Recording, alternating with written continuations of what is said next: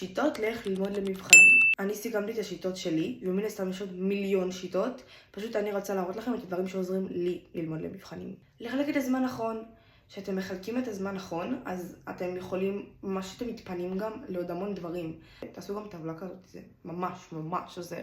עכשיו זה משהו שיותר לא לעשות, לא ללמוד בלילה. כשאתם לומדים בלילה, החומר לא נכנס לכם למוח טוב.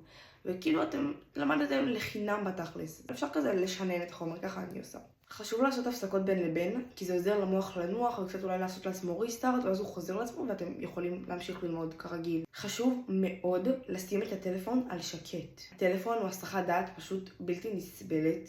פשוט תשימו אותו בצד, תוציאו אותו מהחדר שלכם שאתם לומדים, זה באמת מאוד עוזר שהטלפון לא בהישג יד. זו עכשיו שיטה להכתבות באנגלית, לרשום את המילה בעברית, באנגלית, ובעברית ובאנגלית ביחד. לא צריך להסביר את זה, אבל זה מאוד מאוד נוח שמתאמנים להכתבות, מבחנים באנגלית, אז זו המלצה שלי.